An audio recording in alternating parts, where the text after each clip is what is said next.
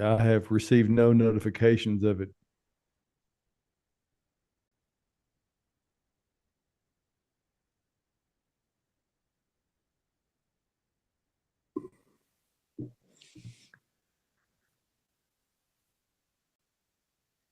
Yep, we're all coming to All you. right. Yeah, hey, here we are. Five separate locations for the Gardening Inside Out program this morning, folks. I mean, it's amazing. We're not coming to you from the green room because the green room is icy and the roads to the green room are icy.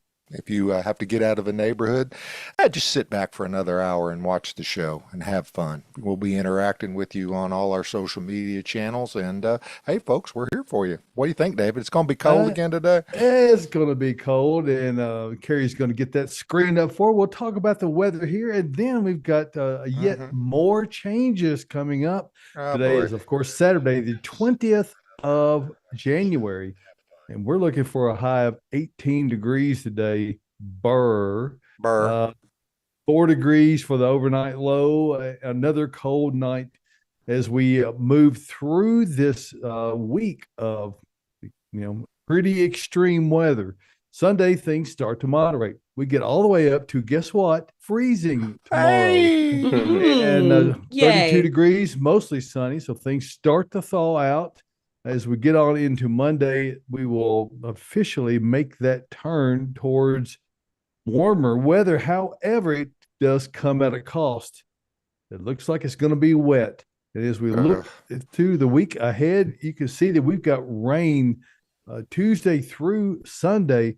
Maybe an inch of rain on Tuesday, an inch and a half possibly on Wednesday, another 3/4 on Thursday, 2/10 of an inch on Friday, maybe that much next Saturday. High temperatures will be in the upper 40s to even low 60s on Thursday, with showers and rain throughout the week. So the uh, the rainfall amounts that we have had for the year. And Carolina, if you can get to that ambient weather tab, we'll show you what our rainfall totals for the year of 3.08. And if you can scroll back up to where we were on that other screen, we can easily double that amount. We're getting to warm up, 8.6 degrees, Oh, live from the green room at Bates Nursery, where none of us are today right. because we've had a week of being shut down. It's been non-conducive to trying to do business. I've been in near constant contact with Adam Chapman, the general manager, no stranger to our program, and strategizing on what we need to do with respect to protecting plants, which we ran heat last night, for instance, and we'll be doing that again tonight. And what that is all about is protecting plants. Since all of our plants are on top of the ground, Mm-hmm. that's so that you can take them home with you at some point in the future and plant them in the ground. We have to give extra protection, and our facilities enable us to do that. So between the things that are inside that we supply additional heat for, to the many things that we have outdoors are conifers and deciduous trees that we have laid down and covered with tarps, and then they got covered with snow. Those things will be coming off during the day on Monday, getting them stood back up, and then the rain will take care of watering all those right after that. So currently, it is about approaching 9 degrees here in the Music City, live from our at-home version, Josh, Yes, it of is, David. of gardening inside out, from five separate locations today, and we're glad to have everyone in today. And we're here to talk about whatever it is you're interested in. I know that Caroline already has some questions for us, but Yep. so what's on your mind, guys? How has this week affected you, apart from not being at Bates Nursery all week? Well, in particular for me, I was fortunate enough that I was forced to go to Phoenix, Arizona for 3 days this week. So I mean, it was horrible, but somebody had to go. But it was not that Your much warmer there than your Tennessee. timing was good. I couldn't have planned it any better, but we didn't know. But like you said, David, it's been a limited business week. Of course, I work at Carlson Building Supply, and for all intents and purposes, folks, we were pretty down. I mean, even if you could get to the clear roads, you can't make a delivery into a new subdivision, and And there's no one there to unload it once you get there. and no, So nobody there to unload it. And our rural facility, I don't call it the rural facility because Eagleville, Tennessee is 30 minutes from everywhere, but those roads are still pretty well covered and folks can't get to work. So fortunately, we're like a lot of places. We have the ability to do work remotely from home. So the phones were covered and it's going to be stacked up for a bit, but because as of Monday, I don't think we hauled a stick of lumber or a piece of trim until Thursday. So that's quite saying something. When you see the order file at our place. And David, you understand how we do business. And I mean, yes. it's in and out and off we got to go because we got to get something else out and get it going. But everybody came through safe and hope everybody else did as well. Well, the only good part about there being this major backlog of deliveries that you guys no doubt have is that nobody else has been working Yeah, either. So it's really just kind of like it was a blanked out week, and now we get to do a reset beginning on Monday. yeah, because it's going to start raining, which is so Hmm. much. But even that I don't know if rain might not be worse for us because when you can work in the rain if it's warm, you can't work in the rain when you're talking about degrees. That hypothermia. Are you still allergic to it, David? I mean, I notice it as I okay. get older. It does indeed affect me, my And day-to-day performance. right. And again, we're very labor intensive, just like you guys are. Everything comes in off a truck. It has to go out onto the ground or into a bin, has to come off of the trucks, and then it has to go back onto the trucks. And, you technology like forklifts as much as we do, but there's still a huge amount of manual labor. And Sure. it's not fair to ask somebody to go out in, a 40-degree day with a 2.5 inches of rain and the wind blowing, and you got to keep the lumber dry too. So, Yeah. eh, Pretty challenging. yes, So it let's is. bring in the rest of our capable program here. Uh-huh. Austin Lowen, Caroline Gant, Tyler Blankenship. Good morning to all, and And hopefully you're having a warm and there he comfortable is, Tyler Camp. broadcast. Oh, yay. Yay. Good morning. hmm You're doing great. I You wouldn't are know doing where to fine. begin with this. No, I'm Oh lucky no, I'm even here and well, my you've been locked computer's in the on. house with little kids all week long. So, Yeah. Yeah, it's been wild for me. Yeah, full week off at the nursery is first off very weird, but then 5 days in a row with the kids, no school this week, obviously. And with What the does that do temperatures to you psychologically? stuff, it does stuff. We've been trying to go out as much as we can, but it's just been, I mean, when it snows, yeah, that's all great, but it is so cold. Like you can't be out for any amount of time. So going outside for a minute is like, it's like it takes, you know how it is. It takes 30 minutes to get them dressed, and then 5 minutes, they're too cold and they got to come back in. So and the dry shoot, out, and then it's and not dry. even good snow to make a snowman from. I Look, I'll mean, say this though. You are totally right about that, except for not yesterday, but the day before. Do y'all remember we had that tiny little mist rain? Like it happened from, I don't know, about 12 to 1 o'clock. It like started misting, like raining a little bit because it was right around freezing, but it It was wasn't that like sleet. hour above freezing. Yes, and it made it to where specifically that night the snow was absolutely perfect to make a snowman. And we did. Kids got out there, they started rolling the snow, and it just caked and cakes on itself. I just lost an ear thing. These things You got hurt. so into it. I got so into it. And we made a great snowman, one of the greatest snowmans we've ever made. It's still in the yard right now. I'm not even thinking about thawing out. So there was a small window where we could make a snowman, and we did. So there you go. Well, you Nice. stole Wish you the had a picture for snowman. us. Yeah, you stole the snowman's cap and the sunglasses back. I can see this morning. We actually used some different a different cap and sunnies, but yeah, they're on him right now. We named him Petey. The girls named him Petey. I Petey. call him Petey the I Snowman. I call him Pete. All right, Nice. Well, that sounds like fun. Well, this Uh-huh. is going to be a day likely where we're going to have some dropouts and some technical challenges simply because this is not our normal format that we broadcast in. We are obviously, if you're just tuning in, not live from the green room, but we are broadcasting remotely from each of our own unique locations and through the talents and abilities of Tyler Blankenship. He's bringing us all together today so we can talk about what you want to talk about. And obviously, you've got questions about plants. There's going to be a lot of people having concerns about, well, what does this freeze mean compared to last year's freeze? And what about all this rain that's coming up? And is it too late? I had a question this week. Is it too late to plant boxwoods or is it too early? And, so there's every kind of question people have in their minds that you can likely conceive of. Newsletter was very, very timely and comforting this week. So, I mean, that insulating layer of the snow that we got that should be the key answer to just about every question we've got this morning.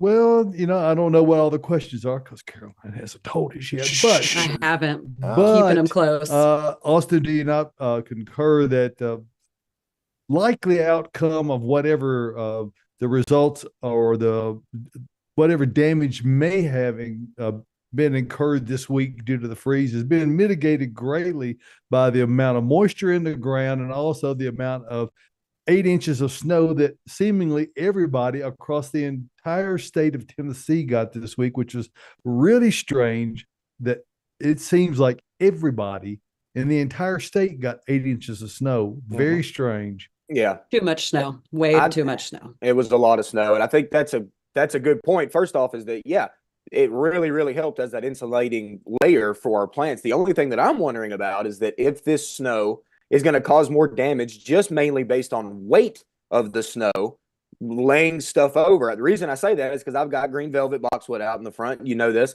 And a lot of the limbs are literally almost like laying on the ground because they're still snow covered. I have not kicked the snow off of them because I kind of want that snow to stay on them. Yeah. But I have noticed limbs leaning over a little bit. And I know this can be a problem with, say, like emerald green arborvitae or something that has a double stem that comes up that can flop them a little. So I think the snow helped us greatly when it came to seeing no damage because of cold weather. Mm-hmm. But I do think it's possible that we see some damage from broken limbs just based on the heaviness of the snow. Yeah, and this was not really an excessively heavy snow. It was a fairly dry one, so it could have been a lot worse with that respect. Mm-hmm. But what we will likely see for many things, figs will be a primary thing. Well, they'll be cut back to the snow where the snow line was a few days ago. Almost certainly, we had 10 below zero weather at the nursery. I know that was not typical all across the area, but I did see some weather stations around that got down to minus 15. I also saw some in the metro area that were not below about 3 or 4 degrees. So it was a pretty wide variance of temperature lows. And, there will be some resulting damage because of that. But it's not going to be like it was last winter where we had no cover and a 60-degree drop in 5 hours and, gale force winds. It's a very different scenario, but it will not come without there being some damage on some plants. Mm-hmm. I've been watching my camellia, or my 3 camellias actually, a lot this week. And, last year was weird too because it took about a week and a half or so for plants to really show their damage and show what happened. So I can't say for a fact that my camellia is not going to be damaged. But at the moment, I don't see any discoloration. I still see leaves that are up and shiny, and I still see secondary buds that are going to crack in the spring. Everything looks intact and looks okay. Cool. Well, it may look different all mine in a look week. great. It may look different in a week or two, but again, like I try to remind everyone in the newsletter this week, it's still January. Exactly. There's a lot of weather out there likely to occur between now and springtime. So just, hold on and stay tuned, and we'll keep you informed and give you the best action that you can take to make sure you get the most out of your gardening efforts. Hey, speaking of staying tuned, Sam, Margaret, Jude, and Alita, shout out for watching this morning. Those are the ones we can see. So comment and let us know you're out there for us. Okay. Yeah. We appreciate it. We do. Hey, Caroline, Well, I wanted to Caroline. ask, Y'all, let's get to some questions. Yes. I am Yes. ready. Yes. You want to ask me what? I was going to ask you about your Elysium.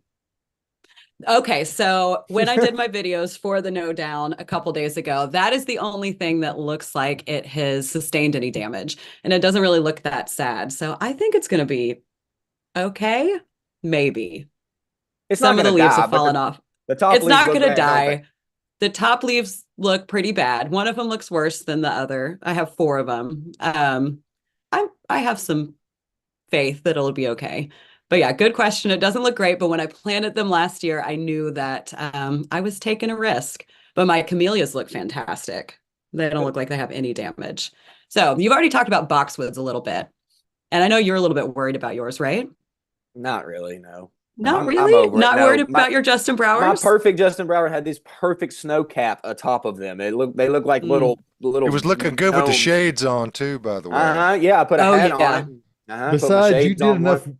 you did enough worrying last year for That's right. decades worth of boxwood worry. So That's right. No more worrying for me. No, they look good. They're still up, looking good. Velvets look good too. So go ahead, Caroline. What's Perfect. this box? Well, let's put one of our viewers at ease. Are my Okay. boxwoods that I replaced this summer going to make it? Yes, I think so.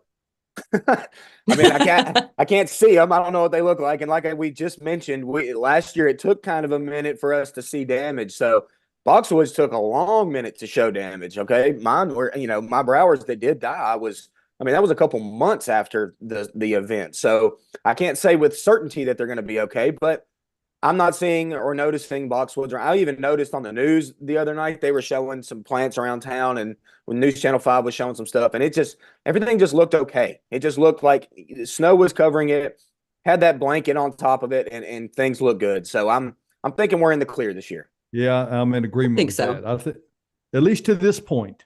Mm-hmm.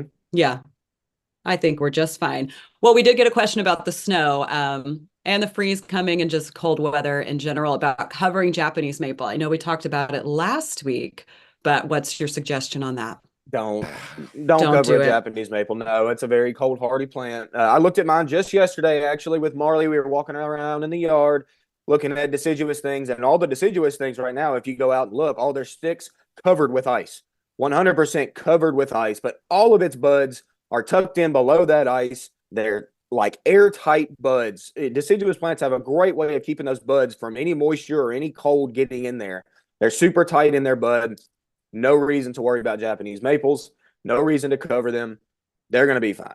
Yeah, and They're they gonna are be okay. they are zone 3 or zone 4 hardy, at least Yeah. depending on the cultivar. So they're very adept at cold temperatures. Almost, even if you have it in a container above the ground, it probably did not get cold enough to really do any damage, particularly given that we had significant rainfall. So everything went into the freeze extremely wet, which is very positive. I know that's counterintuitive for a lot of folks, but yes, water does freeze at 32 degrees, but soil temperature is what really counts for plant damage. And as far as how well the plant will do going forward, we've not seen any soil temperatures get down even close to 17 degrees, although I haven't checked everybody's everywhere, obviously. But with the amount of insulating effect we've had on top, we're in good shape. So to this point, everything looks good. You know what we should do is old Sam, who's watching, Sam Boyette, thanks for watching like you do every week. You've got a lot of Japanese maples in pots.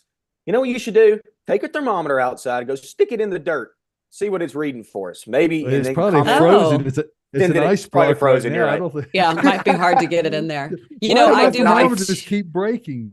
Yeah. I've got 2 Japanese maples in pots, and I was looking at both of them yesterday, and they look completely fine.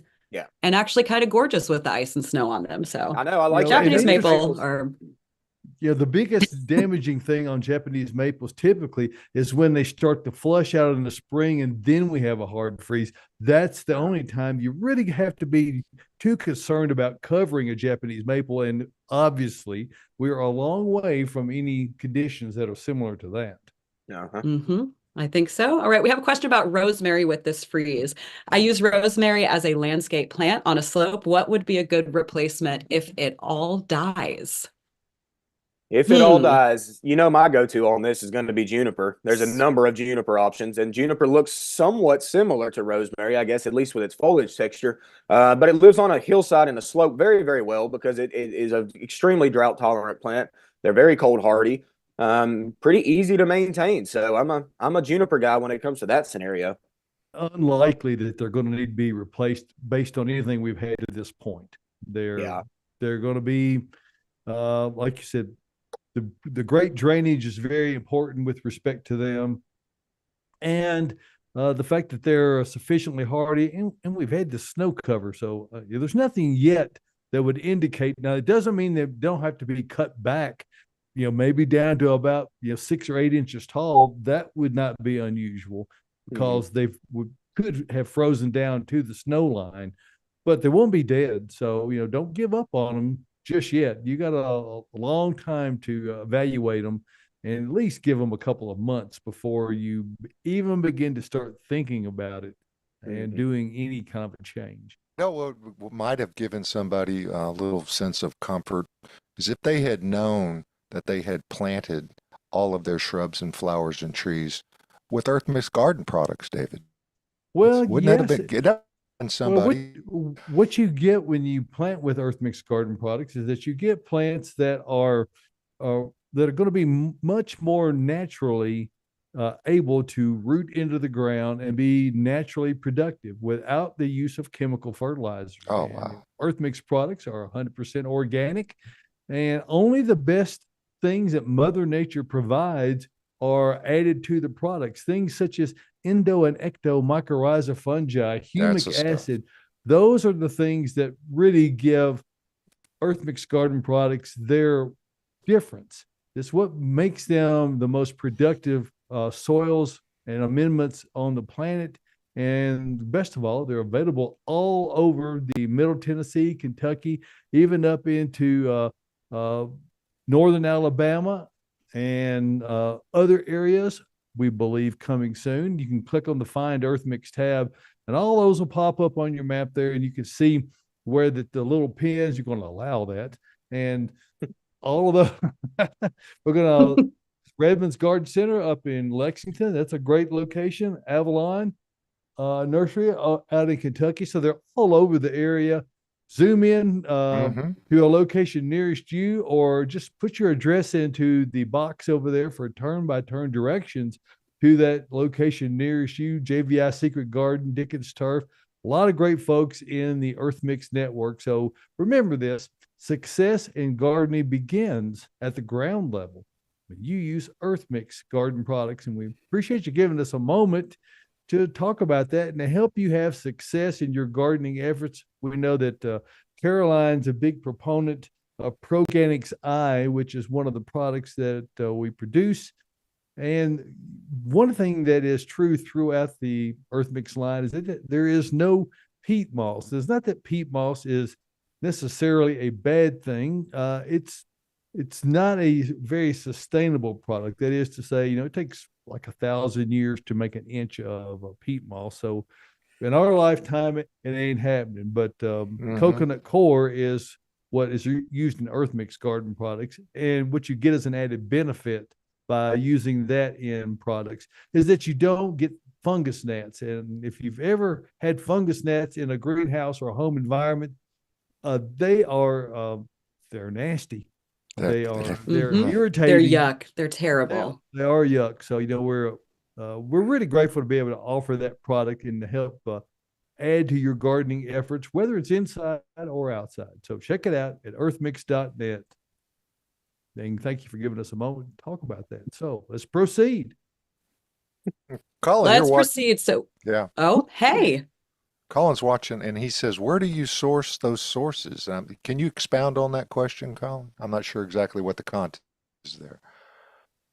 Those sources. Yeah. Where do you source those sources? Well, while Colin is getting that up, I will say I repotted a bunch of houseplants and earth mix during this freeze because I had nothing else to do, and it was fantastic. Love that. Oh, that's fantastic. Whoa. The demon came out. That was amazing. Thank you for that, Tyler, even though I know you didn't do that on purpose. The ultra close There it is up. again. Wow. I hope it gets stuck on that. Did you get the rest of Colin's question, Josh? The fungi and such, where do they come from? I'm sure you had a whole network of suppliers that stuff comes from. Endo and ectomycorrhiza fungi and humic acid are produced by a pretty vast array of different producers all around the country. And mainly what we try to look for is something that is OMRI listed. That is the Organic Materials Registry Institute. And what that does, that gives us assurance that we're using a product that is organic and has been certified as such, so that we are not putting anything in there that is going to be chemical in nature. So by going at it from that approach, we're able to secure those things and having a full chain of command over the other inputs that go into it. So it's an ongoing process, and it takes vigilance, and it takes happening to things well in advance, many, many months, if not more than a year in advance, to make sure that those sources are maintained and that the organic nature of them is managed. Very cool. Wonderful. Very cool. Okay, so we have a question about bulbs and corms that people planted long before this freeze came, but specifically ranunculus. They said they planted it, they covered it with straw. Do you think it will survive? Now, what's a ranunculus? Ranunculus, it's a little corm. It's like a tiny little cute flower. Oh, that's it's one of the most beautiful flowers that ever existed, honestly. It's got like the most double petals. It's got the highest petal count of a little single flower I think I've ever seen. It looks like a thick poppy, kind of. Yeah, that's exactly like if a poppy was on steroids, that is exactly what this would look like. Do they have a common name, or is ranunculus the ranunculus? It's ranunculus. Ranunculus? Sounds like a Harry Potter plant. I haven't heard any other name for it. Okay. No, I've never heard of a different. Sounds like a Harry Potter name. Ranunculus. But I want to say ranunculus, it's in my head somewhere that ranunculus is fine with the cold. It's upset with our heat, I think, right? Is that correct? Pretty sure. Yeah, I think it's more of a cold weather loving plant. I've grown it here before, but I usually grow it as an annual. Oh, we certainly. Although I have had it come back. Yeah, I've had it come back before, but this has been years and years ago. So now I'm just thinking out loud here, but I think it would be okay because, like you said, I do too. Yeah. I mean, there's only one way to find out. Yeah. What else are we Wait until spring to see if it comes up. If it doesn't, they're fairly cheap. Yeah, and that's what we do as gardeners in general. There is no exact science to anything that you're planting. I mean, there are basic guidelines that help give you an intuitive feel about how something's going to do. However, when you have weather extremes, be it drought or flooding or severe freezing or extreme heat, all these things have effects that are rarely known in advance fully. You only find out after the fact. So we're all in this journey together. That's right. And what a journey it has been this week. Wow. All right. We've got a question from Miriam. Good morning, Miriam. I hope you're watching. This is a really good, fantastic, and very relevant question to what's going on right now. Just heard vascular streak dieback is affecting red buds. Any tips on how to prevent it? It's a scary thing. Miriam, we got an email. David actually sent us an email from the state that was talking about vascular streak dieback and red buds, and it is happening. And from what I've read about it, and I got kind of deep with it, is that they really don't know in exact which fungi is making this happen. And it's also not, I wouldn't say just hugely prevalent. We have 1 million billion red buds in our woods. And I think that it's more of an issue with growers and nurserymen that are growing them in the very specific areas rather than say like our native red buds. So I don't necessarily think it's anything you need to really worry about yet. I mean, like I said, it's mainly coming from nursery stock. And anything that's been, tested or found out that they've got that, we're certainly not receiving it. They're burning it right on site. I mean, they're taking measures to do that before it's ever sent out. But if you have a red bud that's in your yard, it's been growing for a while, I don't think it's necessarily something you need to worry about or something you need to like prepare for. Yeah, isolated plants in general that are apart from other things that might be carrying the pathogen that is leading up to it. They're causing the problems. If you, as you just said, Austin, if it is in your yard, you don't really have to worry about it because unless you've had your neighbor bringing their red bud over to visit, and that's unlikely. So you're probably in good shape. But it's a great question because people need to be thinking about it. The real part of the real issue lies is that there's a lot of new red bud cultivars out there, and likely there's one or more of them that has an increased susceptibility to this particular pathogen, and they're still working on trying to isolate that so they can come up with what is the best treatment.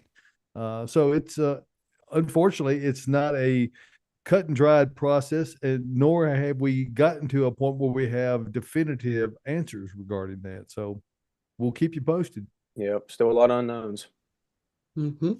All right, we got some questions in on Facebook that just came through really fast for me, so I missed them right when they came in. Jim is asking, what is the best earth mix product do you recommend for winter sowing? Wow. Earth mix product for winter sowing. Are we Go. planting Honestly, a I tree? mean- Are we planting? Are we planting a Sowing, house plant? Yeah. No, I'm assuming she means that's- sowing seeds.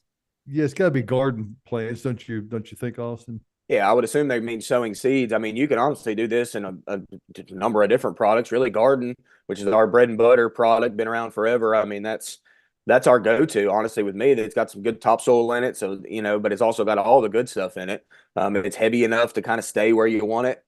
If I'm sowing seeds in the winter, I think I'm using garden. I don't disagree. And, the only thing you might do if you're going to broadcast seed on top is to cover it with a layer of perlite. Yep. Where that you actually have that layer on there so that you can hold moisture at the surface, but not keep it soggy. And that's the delicate balance when you're germinating seed, is to keep it wet enough, but not at a constantly saturated state. So you do that. Then if you need to, for whatever reason, excavate those out, which you're likely going to do. If you're germinating seed, you're going to be transplanting those into something else. You have a very low density material on the top of it that makes it easy to do that process. Stuff I started inside last year, I used Proganics I. So I mean, that's what I started with. Yeah. And inside starting mix, definitely use Proganics. I do that too. Last year I did a whole pot. Actually, I got some from some seed we had left over from last year that Paula, our manager, was just kind of giving away because we got to make room for new. And I got this cat grass is what it's called. It's like a winter wheat, winter rye type of grass. I did that last year straight up inside in a pot with Proganics I. It germinated in like 4 days. Yep. And it was a cute little pot. Mm-hmm. So inside adorable sowing, little Josh, pot. it was. Inside sowing, I'm going I, but outside sowing, I'm going with our garden. Did Bobo graze on it? I'm just curious. We didn't have Bobo at that point, but my other cat probably did. Nene, who's yelling at me right now, wants to go outside. I'm just like, give me a minute. Y'all will probably hear her in a second. Yay, bring her up. All right, so we've got a couple things from Pam. Good morning, Pam. She does say best potting soil ever. I'm assuming she is talking about the Earth Mix Proganics I that I was mentioned earlier when I was talking about repotting some of my houseplants while being snowed in. And then she said ranunculus looks like antique roses. I have some that come back every year. They made it last winter in the flash freeze. So it sounds like, thank you, Pam, that will just be just fine, everybody. So no need to worry about it. Mm-hmm. Josh, I'm telling my age here, but whenever I hear the word ranunculus, I always think of the fractured fairy tales that used to come on Rocky and Bullwinkle. Oh man! And what was the one about? I want to say ranunculus, let your hair down, but it was not. That was not the name. there's another name for who is the mythical story about Rapunzel. Yeah, that's yeah. Oh, Well, that's how you keep the Dementors away. Ridiculous. Yeah. Exactly. Okay. exactly. Oh, where did my questions go? Y'all made Oh, me lose them. Sam made a comment, I guess, about the ranunculus. He says they need to grow in row houses because they love temperatures over 70 degrees. Chica drew a ton of them, but he couldn't get them to grow when he planted them like a regular bulb. Mm-hmm. Huh. I've heard this both ways with ranunculus. It's some people have good luck with it, some people don't. But thanks, Sam. And also, how's your maples and pots doing? That was I was hoping you'd get back to us on that. That was Austin's question. Yeah. But Yeah, come on, Sam. Let us know. And Miriam feels relieved with the answer that you gave about the redbuds. So I'm glad, Miriam. Glad you're relieved. I am too. We're all relieved here. Mm-hmm. All right, so we've got a question from Colin coming in. Good morning, Colin. Hey, and this Col. is a three-parter, so stick with me for a minute while I go through it. This question is specifically for the expert Caroline Gant. Hi, that's me. We have a heartleaf philodendron in our low-light bedroom. Nothing else seems to grow well in that light, even supposedly low-light plants. What else can we put there? ZZ didn't like it, nor prayer plant. So I actually have a very low light bedroom. It has a north facing window and that's all the light it gets. And I've got a couple Dracaena in that room that really, really do great. The thing you have to watch with low light and putting medium light plants in there is making sure you don't overwater it. People water it the same as a plant that's getting, sufficient sunlight. So as long as you cut back on watering, a lot of plants will adapt to that, but Dracaena is going to do great. Sansevieria, if you haven't tried it, again, make sure you're not overwatering it. And then one of my favorites, which I set on the floor right here, I snuck it in during the broadcast that I have in that space. This is a sparkling Sarah Aglaonema. So it looks like it's going to love a lot of light, but this actually does really well in that room. It gets absolutely zero direct sunlight, only like a tiny bit of indirect light. And it's actually sitting right next to that north facing window. So not in front of it, but next to it. So it doesn't even get room or light across the room, and it does really well. So Beautiful sparkling plant. Sarah, gorgeous. It grows kind of slow, but yeah, I love it. Great question, Colin. But those would be my three top suggestions for that. And again, watering is going to be your key issue in keeping those plants alive in lower light. So make sure you're not overdoing it. Yeah. Also, good morning, Colin. Hope you're doing well. Yep. Got one here from the YouTube channel from Kelly Rue 3. How long does it normally take plant introductions to be brought in? Monrovia and Proven Winners are highlighting the new 2024 plants. PW has a new Agastache, is much more petite and easier to tuck in. Oh, tuck her in. What's interesting about the whole plant introduction process is that for every cultivar that successfully makes it to the market, there's probably, what do you want to guess, Austin? 10,000 different, across the board of all the various growers, and each of them have their own hybridization programs. It's an amazing amount. Now, we've all seen a lot of things in the market, a lot of different kinds of garden hydrangeas, where there's just been, there is a blue Julian, heucheras in the perennial world. How many different cultivars of those are there? So the other plants, it takes a long time to evaluate them in a variety of conditions that will help give enough indication so that they can invest the resources into the propagation of whatever this cultivar has turned out to be, and the marketing funds that are going to go into promoting it. So it can be anywhere from 3 to 7 years, depending on what it is. I imagine it's very regional too, isn't it, David? They're gonna start things in the zones that they know they're gonna, and if they move to that margin. But most of the things, at least the way it seems to me, and Austin, you may have a different take on this, but it seems to me that by intent, they try to hybridize things that have a more broad and less regional appeal, simply because that they have greater chance of being able to market these things. And we've all seen things that have been put out into the market that have not been very good plants. And, because time really gives the information that, in the landscape, in people's yards, that's where, as they say, the rubber meets the road. Mm-hmm. And I know that our very own Julie Patterson last year actually got to tour one of the growing facilities that Proven Winners has. And Proven Winners is probably one of the best growers and new hybridizers of plants. And I believe where she went was in Michigan. So that's where they were testing these plants. And like David said, it could take 7 years for them to trial a plant, watch it year after year, see the disease resistance, see the pest resistance, and to determine which one they're going to put out for a new introduction versus the ones they're not going to put out because they didn't perform well. So this is an ongoing process. So if you ever do see a new introduction from Proven Winners, it's been trialed and it's been tested, but it's been tested in Michigan. And that, it's a little bit different when it comes to heat around here. Obviously, if it's trialed in Michigan and it comes back plenty cold hardy, we can already say that. But does it going to love our summertime here? That's why David was saying not all the time are those new intros great for our zone specifically, but they have been trialed and tested for a number of years. So you know that something's good about it. Mm-hmm. Something's good. Well, Sam did get back to us about his Japanese maples that are in pots. He says they look good. Snow padding is really nice. So there you go, Austin. Thanks, Sam. Hey, Caroline, let's talk for just a moment before you go back to Sam. Let's talk for just a moment about Bates Nursery and Garden Center and where we are and what's been going on this week.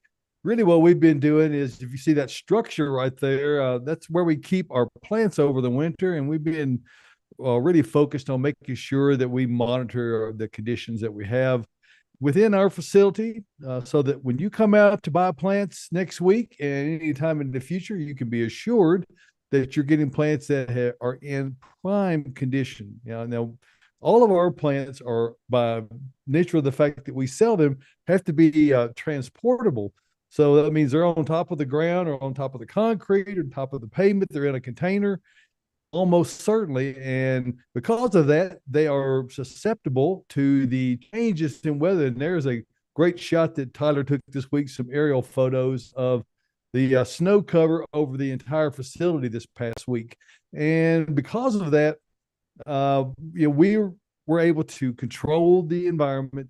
And so when you come back out, you can have the complete assurity that everything you're going to get is going to be in premium condition without concerns about did it get frozen over the winter, was it taken care of properly. What you can't tell from this picture, which is not nearly as obvious, is there are plants that are laid over and covered with white heavy frost cloths, which also have snow on top of them.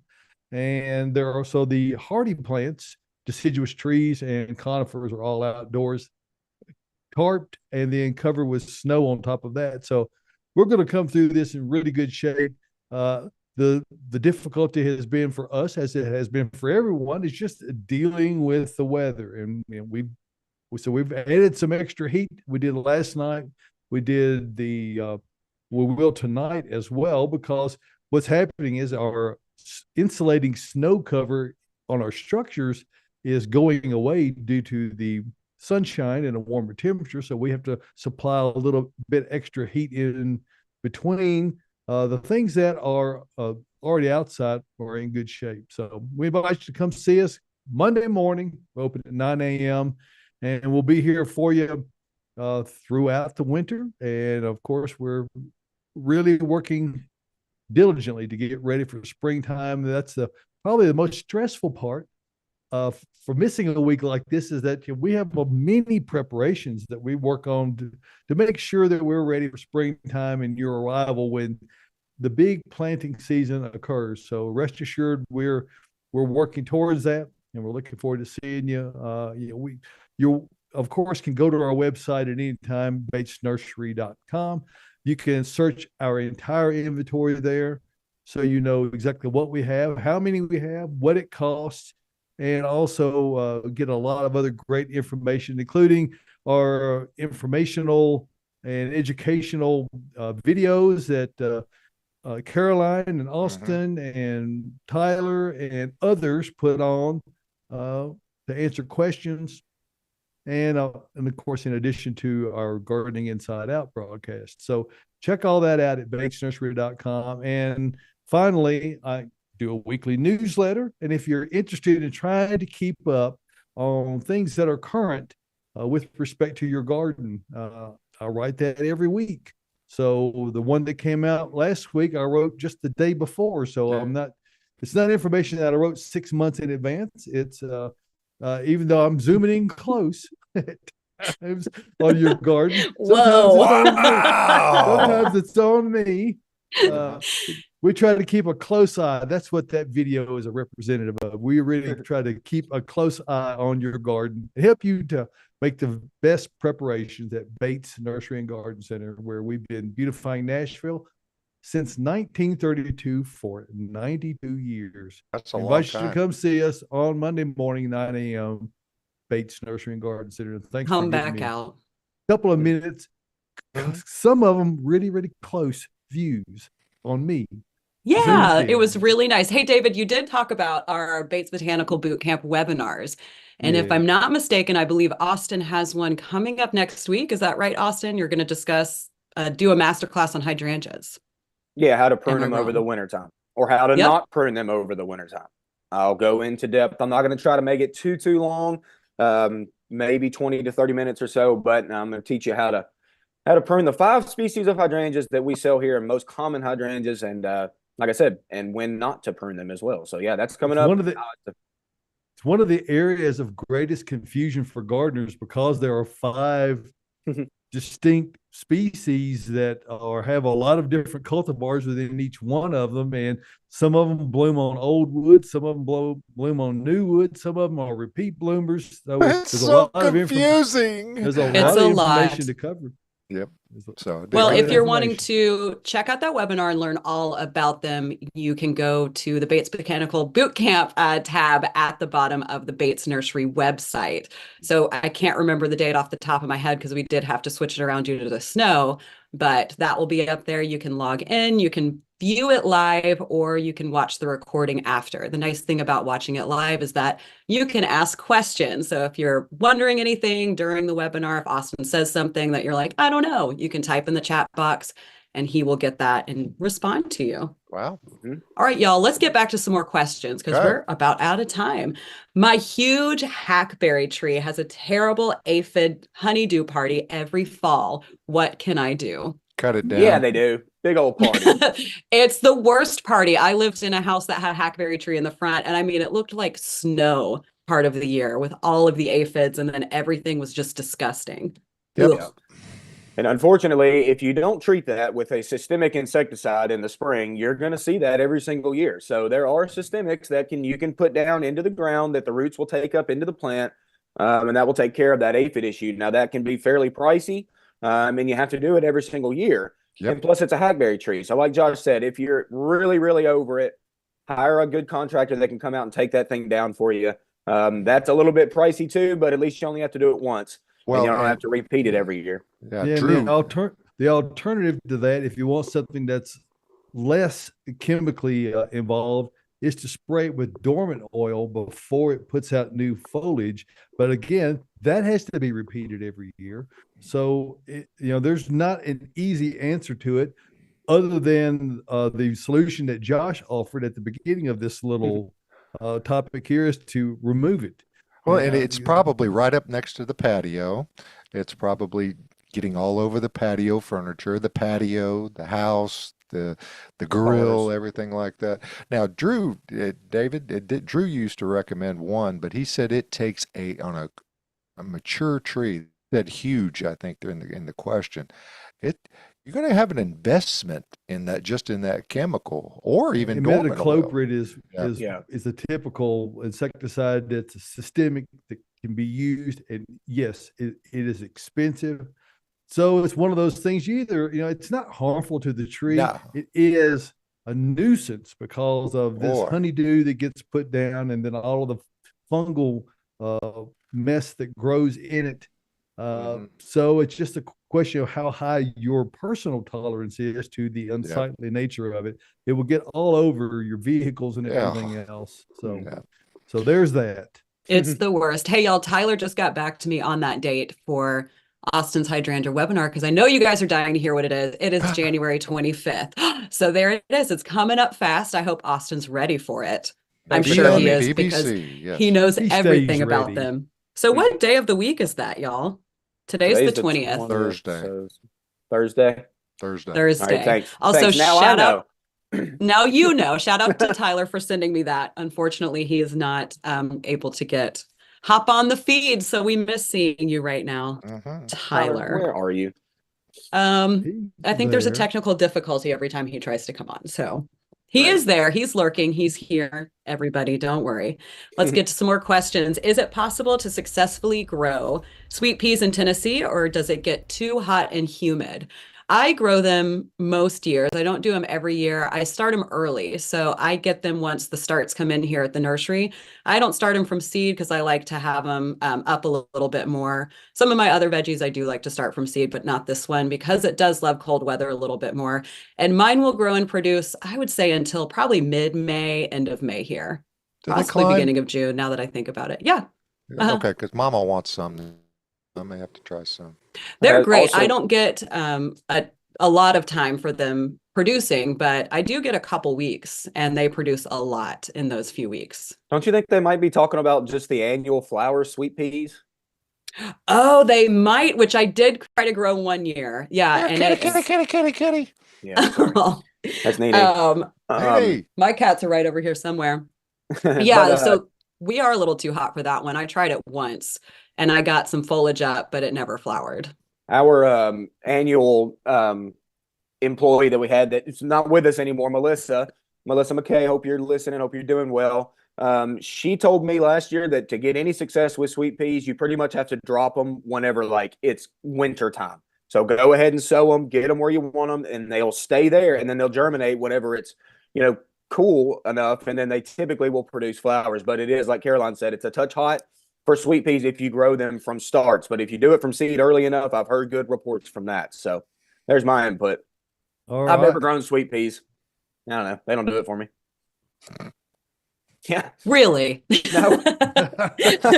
No money on the sweet peas, eh? No money on the sweet They're peas. pretty, don't get me wrong, but it's just a short season. So I'm like, I'm going to use other annuals that'll last through the whole season. They are so pretty, though. It's one of my favorite flowers when they're like in a cut arrangement. They're absolutely stunning. Mm-hmm. So we've got one more question this morning. We're wrapping it up right around time, y'all. This is great.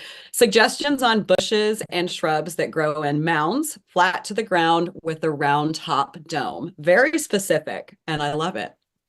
Very specific. Okay, so close to the ground, mounding, but a flat top dome? I think they mean, with a round, flat to the ground with a round top dome. So flat to the ground, like a muffin top. You always call things muffin tops. Little moundy boy, yes. Blue Star Juniper comes to mind for that. It's, that's a little moundy boy. My all gold juniper is kind of a sprawly fella, but it still comes up about a foot and a half. That's a great one. I absolutely love that plant. Look what I got here. Actually, before we go, look. Oh, you're reaching. I harvested these from my all gold juniper in this funny little contraption, and then Marley put Christmas balls in them, and it looks festive. So there you go. All gold juniper cuttings. I'm going to see if they root. Anyway, very cool. What else we got? I mean, there's a lot of like perennials that come to mind. Like heuchera is a little mounding perennial. You might consider something like soft touch holly if you're looking for some kind of a broadleaf plant. Last week we got a similar question. I mentioned line mound spirea. There are other low growing spireas that lend themselves well to a low mounding growth habit. So any of the dwarf type spireas are quite good for that. Much of it is a direct result of picking one that's low growing and your trimming habits. So a lot of them, some things will do it quite naturally. Other things with a little bit of trimming encouragement can be headed down that path. The soft touch holly is one of those examples of something you might prefer, a Helleri holly or Heller's Japanese holly, one that's probably more true mounding. Also, there's another holly, dwarf Yopon holly. So if you're thinking in terms of a broadleaf type of plant, then those are considerations that you might use. Evergreen as well, right? Yeah, they're certainly evergreen. Good little choice. If you want to get fancy, think about a true dwarf Hinoki cypress. Come out and look at those, y'all. They are on the ground. Little moundy boy. I mean, that is just with a little texture. They look like a brain. They do. Yep. They just sit amongst the earth, just with this excellent green color, deep, deep green, and they're the slowest growing thing on the planet. So that could be cool, but you got to pay for those. Yeah, I've got one in a pot. If Josh had one, it would be named Einstein. Uh-huh. Really? Josh, did you say you do have one in a pot? Yep, got one in a pot. Sure. I remember that. Did you name it? Not yet. Nice. Oh, okay. Einstein. We're still thinking. It's gonna be Einstein. That's what I'm thinking, because it looks like a brain. That's what just my thought. Mm-hmm. That's a cool plan. Sounds like you have named it, Josh. So there you go. Actually, we haven't. I've forgotten that I had to name him, but he hasn't. Again, because they are so slow growing. I mean, we put it. That was why I took Austin's suggestion to put it in a pot, and then I put some stones on top of the pot. And I mean, it's gorgeous. It's just teeny tiny. I bought it. I think it was the first purchase I made last year at Bates, was that because I came in on the Isley truck, and it was a little baby guy. So I mean, I got years for that in that pot. So we'll see what happens with it. Mm-hmm. I remember you doing that. I recommended a pod because the only thing that makes me a little nervous about the Hinoki cypress is when it's on the ground like that around here is our moisture and how wet we can get, and how fungal issues and stuff that get around in our native soils. Like, that makes me a little nervous with that plant. That's why I told you to put it in a pot with rocks up underneath it. I just think it needs good drainage, and it like I said, it just sits atop of the ground, so like it's getting all that moisture. So that's why I wanted you to raise it up, and I'm glad to hear that it's doing well. Well, Andy, if you're a clumsy gardener like myself, I'm liable to have stepped on it, because it is a little bitty guy too. So, Yard boy, not the yard boy, but yard boy gets a little crazy with the string trimmer too. So. Yeah, it's also hard to see them in the snow. I've stepped on a couple of my plants, so hopefully they'll be fine once it all thaws out. They'll be fine. Hopefully it thaws out really soon, because I'm ready to get out. Well, me too. and that is going to happen this week. And what we're going to do, as I talked about the weather at the top of the show, was that we're going to make this transition. We'll have another night of really frigid conditions, possibly going down to 0 or slightly below in some areas around. I think the forecast low is about 4 degrees currently, but they change it every hour. So it'll be somewhere in the lower single digits likely, or maybe upper or lower, maybe some minus digits. So keep that in mind. So we've got another night of that.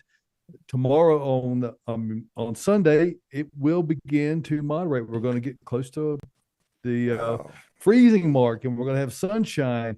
And then Monday, the thaw in earnest begins, and then we get a lot of rain on top of all of that. For the foreseeable future, it appears, maybe getting 2 to 3 inches of rain this coming week. So from a horticultural standpoint, the plants will be appreciative of that. So we're coming through moisture wise for things that have been outdoors, and protective wise in as good a shape as you could have, given the relative temperatures. Mother Nature has provided some protection, and the lead-in time has been, good moisture in the ground, and we're getting it immediately afterwards. So there you go. Yep.